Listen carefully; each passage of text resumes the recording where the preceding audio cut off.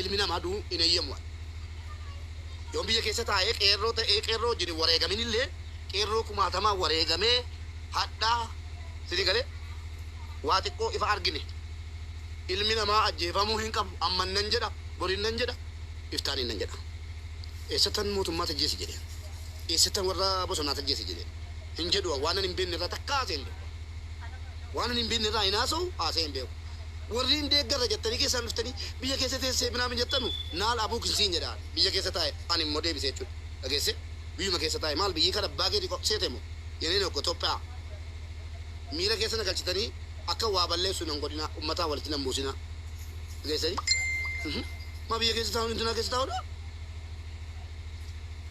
kan nama tokkooti biyyi moo kan nama lamaati warra Itoophiyaa keessatti lakkaa'ame keessaa tokko anaama eenyuun ajjeefamuu qabu inni mootummaa mormus fidamee maatii fuulduratti ajjeefamuu qabu inni deeggarus fidamee ajjeefamuu hin qabu viidiyoo waraabuu maaliif barbaachisa jedheera nan jedha viidiyoo jedhe lafa sinii ka'a waan barbaadan fida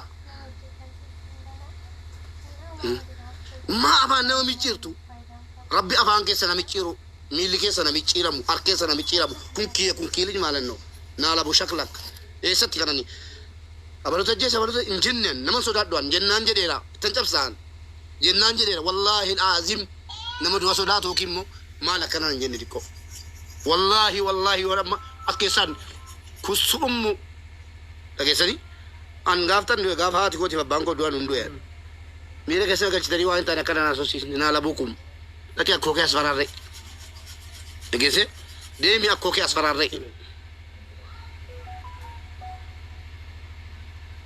nama asfaraarraa tumti mubaarik aangoon qabu kiran qabu waa tokkoon qabu birrii isin qabuan miskiina garuu roorroo ofittiin niisuan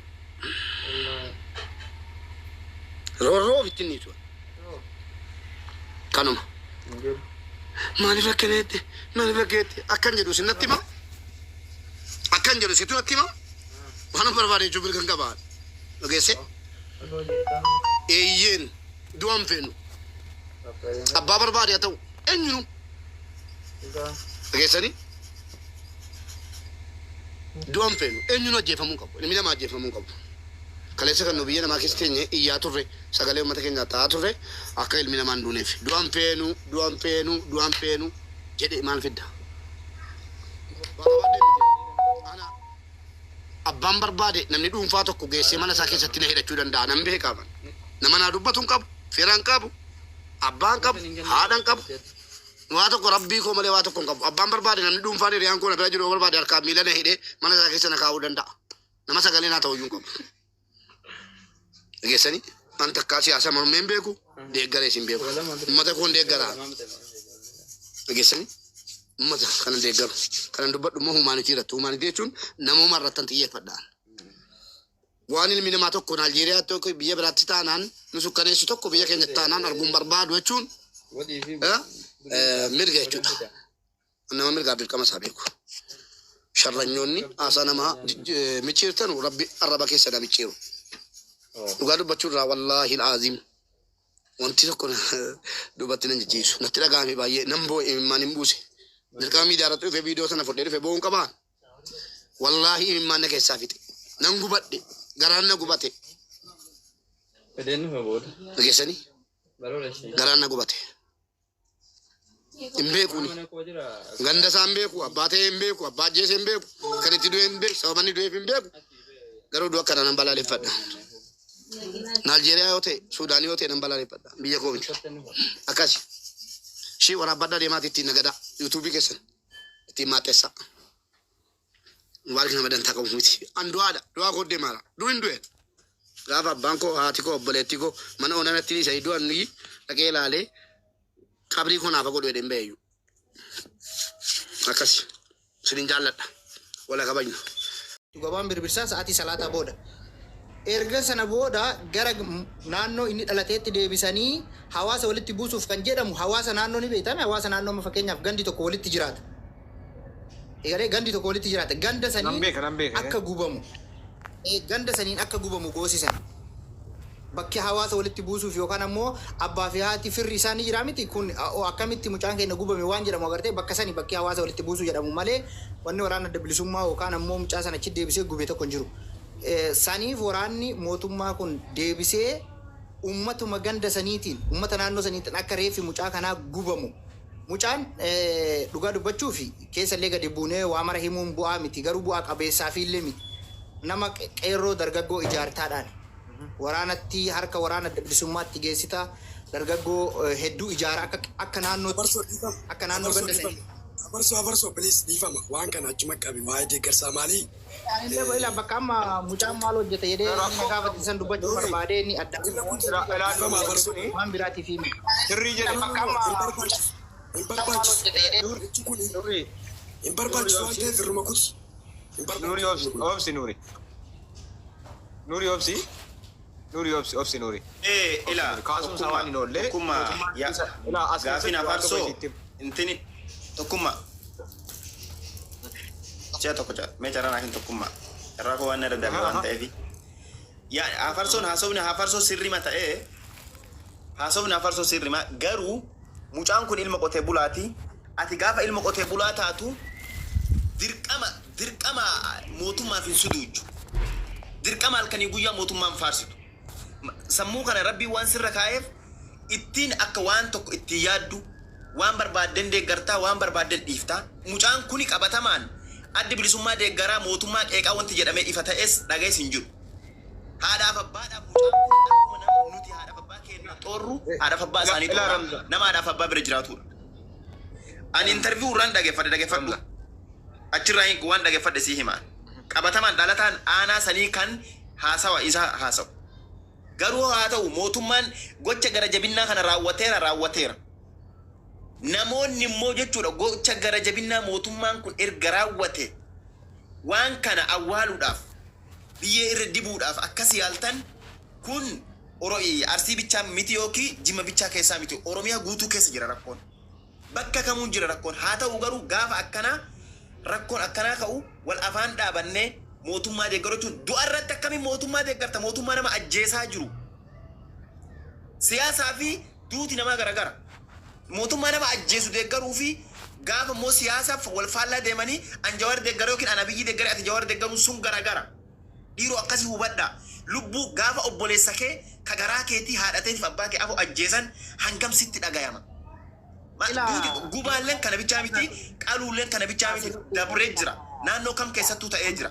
Haa ta'u garuu akkasii hubadhaa warroonni waan kanatti gammaddan ani baay'ee tokko. Ramzaan fitachiisa gisee takkitti ila dhugaa dubbachuu fi fitadhu afarsoon illee waan si gaafadhu tokko. Ilmaan Oromoo tokko kan asiin dura itti wareegamnee aangoo kana finneef mirga argachuuf himi. Fakkeenyaaf mucaan kun waraanuma adda bilisummaa namuu dubbataara namuu viidiyoo irraa dubbataara waraana adda bilisummaa deeggara deeggara dhugaadha kun soba waan hin qabne garuu waraana adda bilisummaa deeggara jedhee du'uun qabaan mirga kootiimi ilma Oromootiimi yoon deeggare yoon Jawaarii deeggare yoon marroo deeggare maal rakkoo qaba bar siyaasa yaada malee wanni biraa hin jiru yaada kooti garuu ilmi Oromoo mirga argachuudhaaf kan qabsaa'ee uummata kana aangootti fideef du'uufii miti ajjeefamuufii miti wanni isin dubbachuu qabdan. Yaada koo yoon deeggaree dho'isaan qabu. Jaalmarroon dho'isaa qaba dho'isaan qabu. Jawaar dho'isaa qaba dho'isaan qabu. Sigalee dirreetti ba'anii qabsaa'aa jiranii mee dho'isaa waan hin qabneef warri deeggare isa deeggare jedhanii haadhaaf abbaa kiyyaa foon ajjeesuu ni qabanii hin qaban jechuun maa sodaattan maa sodaa miti. Sigalee garuu Oromoon kan qabsaa'eef mirga isaa eeggatuuf bakka mirgi isaa hin jirre maa yoo waraana adda bilisummaa deeggare rifeensi narraa cituu hin qabu malee ilma Oromooti Abiyyis yoo deeggare Jawaaris yoo deeggare eenyu yoo deeggare rifeensi narraa cituu hin qabu yaada kooti.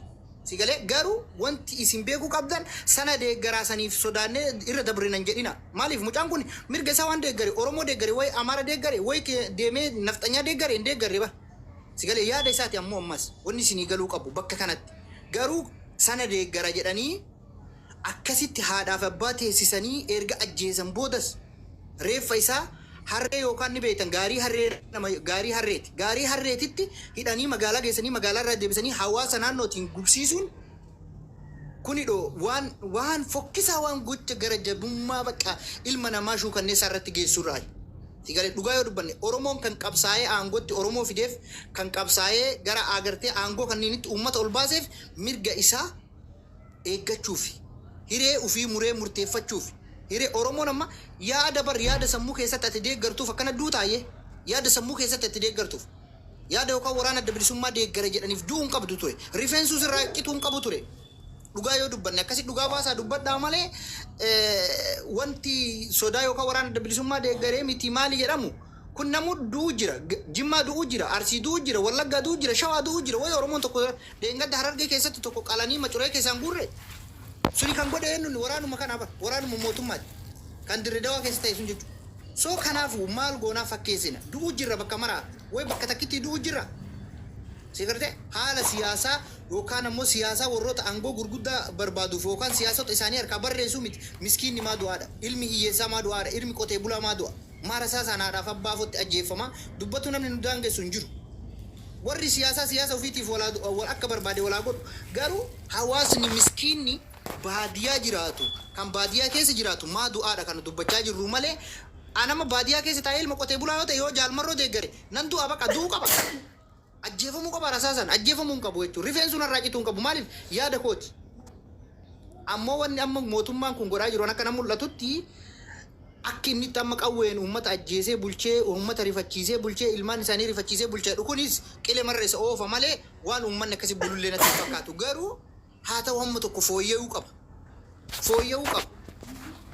dhiifamuu qaba. Abbootiin siyaasaa akka barbaadan wal godha abbootiin aangoonni siyaasaa akka barbaadan wal godha garuu haati miskiina manni irraa hin diigamin ilmi miskiinaan du'in qotee bulaan hin du'in yaada bakka barbaade deeggaru qawwee harkaan qabu mucaan kun akka mootummaa dhaqee buusa jechaan jiru yaada isaa deeggaruuf maseensuun barbaachisaa miti jechuun barbaada ulfaadhaa galatoomaa ani garuu nama lafa amma mucaan kun itti du'e guutuu nama anufii kiyyaa keessa jiraataa ture lafa beeku galee iddoo dhaloota afarsoo yaada kee irratti ta'uu jedha namaaf. Daqiiqaa takka bicha adeemsa wayii barbaade. Yaada farsoo irratti ta'uu jedha naafsaati. Oi Nuuri obsi. Isa sin deeggaraa waraana adda bilisummaa Oromoo miti jettan mootummaan utuma ni deeggaraa hin taane dhaggeeffata. Utuma ni deeggaraa hin taane gaafa waa ajjeesu qaama mootummaa taanaa hin ajjeese maqaatti moggaasuu waan oolu miti. Utuma ni deeggaraa hin taane. Isa deeggaru miti isa hin deeggarree anas akkanatti asii dubbatu sana gaa kana dubbatu ergama qabdanaan jechuun waan oolu miti biyya keessatti ta'e. Sini galee isa deeggaru miti. Garuu seera waraanaa keessatti waraana ka booji'ame iyyuu hin ajjeefamu. Ka meeshaa waliin boojite iyyuu hin ajjeeftu sarka kee keessa jiru miti. Isa meeshaa waliin boojite iyyuu ajjeesuu seerri si ajaju hin jiru.